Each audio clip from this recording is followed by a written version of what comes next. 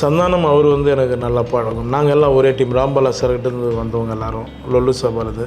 சூரிய ஆரம்பத்துலேருந்து நண்பராக எனக்கு ரொம்ப காலமாக அவரும் பழகும். இப்போ அவங்க எல்லாருமே வந்து இப்போ சூரிய ஒரு கேரக்டராக வராரு, ஒரு மாமன் ஒரு படத்தில், சந்தான டிடின்னு ஒரு இதில் வராரு. 2 பேருமே காமெடியாக கமர்ஷியலாக வராங்க. நம்ம மட்டும்தான் ரொம்ப சீரியஸாக வரோம். ப்ரொடியூசர் பேரே நம்மகிட்ட பழகலை. திடீர்னு சீவ்லெஸ் போட்டு வந்து நிற்கிறார். என்ன சார் ஜிம்மு போய் வரீங்களான்னு கேட்டேன். பார்த்தா குழந்த மாதிரி நடிச்சிருந்தார் மாஸ்டர் அவர். அதை வந்து இப்படி நிற்கணுமா அப்படி நிற்கணுமா, நீங்கள் முதல்ல ப்ரொடியூசராக கெத்தானே இல்லையா. நிறைய பேர் இதோட டீசர்லாம் பார்த்து என்ன கேட்டாங்க, என்ன படம் வந்து தெரில, நீங்கள் எந்த இடத்துலையுமே உங்கள் ஃபேஸ் வந்து ஸ்மைலே இல்லாமல் இருக்குது அப்படின்னு கேட்டாங்க. வணக்கம் யோகி பாபுஜி. வணக்கம் வினேஷ் சார், சொல்லுங்கள். ஒன்றும் இல்லை, இப்போ நான் ஒரு 3 வருஷம் முன்னாடி உங்களை வந்து பார்த்துட்டு நான் ஒரு கதை சொல்லியிருக்கீங்க, நீங்கள் கமிட் பண்ணியிருக்கீங்க. ஏன் நீங்கள் அந்த படம் கமிட் பண்ணுறதுக்கு காரணம் உண்மையாகவே சொல்லணும்? உண்மையை சொல்லணுமா? சொல்லிக்கோங்க. இல்லை உங்களுக்கு தெரியும்ல, அதை நீங்களே சொல்லாமே. இல்லை, நான் உங்கள் வாயிலிருந்து அது கேட்கணும்னு நான் ஆசைப்பட்றேன். சொல்லாமா சார்? இல்லை, வினேஷ் முதல்ல ஒரு நல்ல மனிதர், நல்ல நண்பர். ஃபஸ்ட் ஆஃப் ஆல் தீக்குளிக்கும் பச்சை மரம்னு ஒரு 15 இருக்குமா, 17 வருஷம் வச்சா. 17 இயர்ஸுக்கு முன்னாடி, ஒரு 17 வருஷத்துக்கு முன்னாடி தீக்குளிக்கும் பச்சை மரம்னு நண்பர் பிரச்சனை வச்சு ஒரு படம் டைரக்ட் பண்ணார். அந்த படத்தில் மதோபர் சார் கேமராமேன். அதில் நான் வந்து ஒரு சின்ன ரோல் பண்ணேன். ஞாபகம் இருக்குங்களா? ஒரு சின்ன ரோல் பண்ணும்போது அந்த படத்தில் எம்எஸ் பாஸ்கர் எல்லாருக்கும் அண்ணா காம்பினேஷன்லாம் பண்ணோம். அந்த படத்தில் உங்களால் எனக்கு ஒரு பெரிய ஒரு விஷயம் பண்ண முடியல. ஆனால் ஒரு ஃப்ரெண்ட் ரோலாக நீங்கள் கொடுத்தீங்க. அதுக்கப்புறம் அந்த படம் முடிஞ்சது. அதுக்கப்புறம் என்ன நடந்தது உங்களுக்கும் தெரியும். நீங்கள் போராடி தான் அந்த படத்தை ஸ்டார்ட் பண்ணி வெளியே கொண்டு வந்தீங்க. சரியான தேட்டருக்கு அமையலை அப்படின்னு சொல்லி அந்த டைமில் உங்களுக்கு அது ஒரு சின்ன ஒரு படம், நல்ல படம். இன்றைக்கி நடக்கிற ஒரு மார்க்கெட்டிங் கொஞ்சம் இதுவானால அதுக்கப்புறம் உங்களை நான் ரொம்ப வருஷம் ஆச்சு பார்த்து. அதுக்கப்புறம் நீங்கள் போயிட்டீங்க கேரளாவுக்கு போயிட்டு, அப்புறம் இன்னொரு படம் பண்ணீங்கன்னு கேள்விப்பட்டேன். 8 வருஷத்துக்கு அப்புறம் உங்களை கூப்பிட்ட போது அப்போவுமே உங்களுக்கு ஞாபகம் வந்து என் குரல் பார்த்தப்போதே காதில் வாங்கும்போதே உங்களுக்கு ஞாபகம் வந்துருச்சு.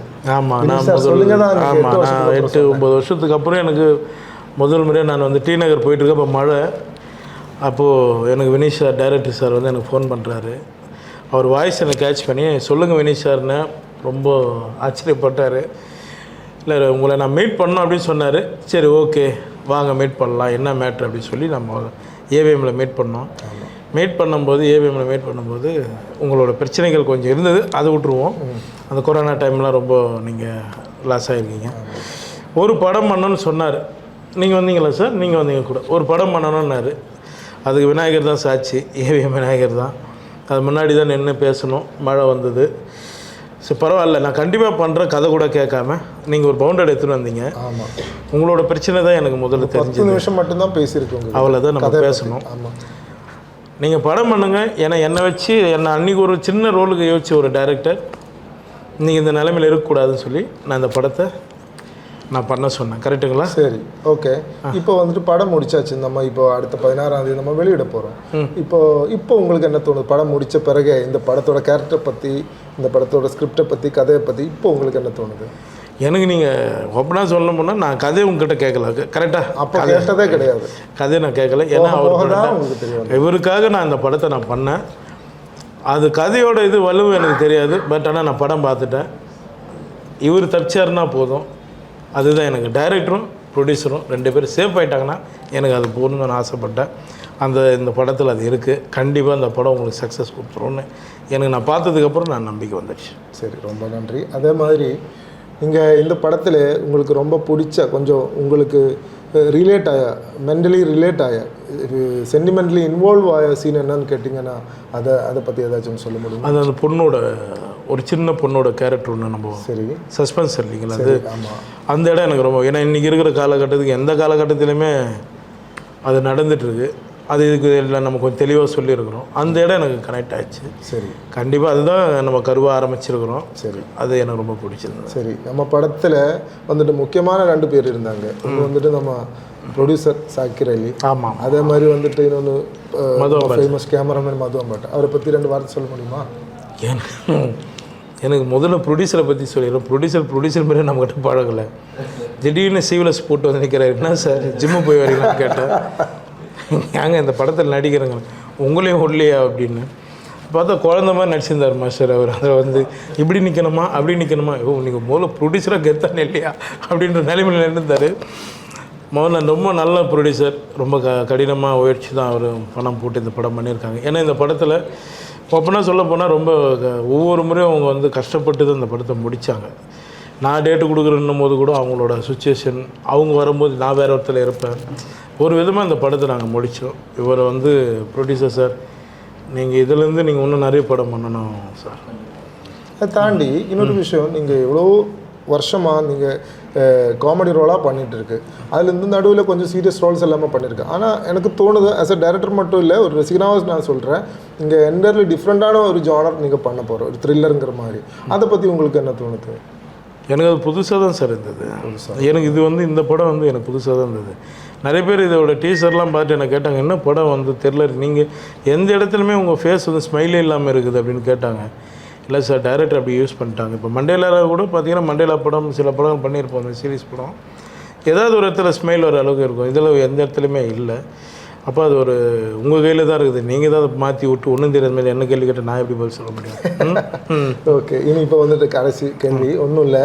இப்போ வந்துட்டு நம்ம 16ஆம் தேதி படம் ரிலீஸ் பண்ண போகிறோம். கண்டிப்பாக நம்ம காமெடி நடிகராகவே நடித்தவங்க 3 பேர், நீங்கள், சந்தானம் சார், அதே மாதிரி சூரி சார், நீங்கள் 3 பேரும் கதாநாயகனாக வரப்போகிற ஒரே நாள். தமிழ் சினிமாவோட உலகத்தில் இப்படிப்பட்ட ஒரு ஒரு சம்பவம் நடக்காது. இது முதல் முறையாக நடக்க போகிறேன். உங்களுக்கு என்ன தோணும் சார்? என்ன கமெண்ட் என்ன தோணுது? கமெண்ட் சொல்லுங்கள். முதல்ல ஷாக்காக தான் இருக்குது. ஏன்னா 3 பேருமே ரொம்ப கஷ்டப்பட்டு வந்தவங்க தான்.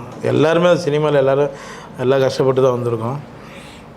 சந்தானம் அவர் வந்து எனக்கு நல்லா பழகும். நாங்கள் எல்லாம் ஒரே டீம். ராம்பாலா சார்கிட்டேருந்து வந்தவங்க எல்லோரும், லொல்லு சபாலது. சூரிய ஆரம்பத்துலேருந்து நண்பராக எனக்கு ரொம்ப காலமாக அவரும் பழகும். இப்போ அவங்க எல்லாருமே வந்து இப்போ சூரிய ஒரு கேரக்டராக வராரு, ஒரு மாமன் ஒரு படத்தில், சந்தான டிடின்னு ஒரு இதில் வராரு. 2 பேருமே காமெடியாக கமர்ஷியலாக வராங்க. நம்ம மட்டும்தான் ரொம்ப சீரியஸாக வரோம். அது கொஞ்சம் லைட்டாக தட்டுது. மதுவம்பட் சார் வந்து அந்த தீக்குளிக்கும் பச்சை மரத்துலேயே அவர் தான் ஒர்க் பண்ணார். அவர் தான் சார் ஒர்க் பண்ணார். மிகப்பெரிய கேமராமேன். அவர் அடுத்து இன்னொரு படமும் கேட்டுட்ருக்காரு என்கிட்ட. உங்கள்கிட்ட சொன்னாரான்னு தெரில. இன்னொரு படம் பண்ணலான்னு சொல்லிகிட்ருக்காரு. சீக்கிரம் அவர் கூட ஒர்க் பண்ணணும்னு ஆசைப்பட்றேன். சார், என்றைக்கும் உங்களோட கேமராவில் நாங்கள் இருக்கணும் சார். நன்றி சார். ஒரு நண்பனாக நான் உங்களை பற்றி நினச்சேன். என்னென்னா 12-13 வருஷம் முன்னாடி நீங்கள் ஒரு ஜூனியர் ஆர்டிஸ்டாக என் முன்னாடி வந்திருக்கீங்க. ஆனால் இப்போ எல்லாமே இப்போ நீங்கள் வேறு லெவலாக மாறிட்டீங்க. தமிழ் உலகத்துக்கு இல்லை இந்தியன் சினிமா உலகத்துக்கு நீங்கள் என்டையர்லி டிஃப்ரெண்ட்டான ஒரு நடிகனாகவே நீங்கள் நிற்கிறீங்க.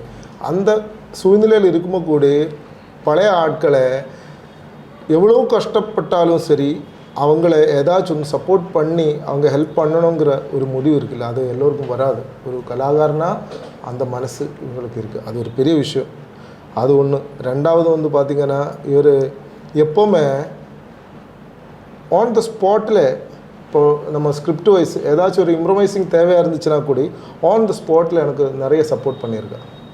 சீக்வன்ஸாகவே ஒரு அப்படி பண்ணணும் இப்படி பண்ணணும்னு சொல்லும் போது, இல்லை என்னால் பண்ண முடியாதுங்கிற வார்த்தை இது வரைக்கும் இவரோட வாயிலிருந்து வரல.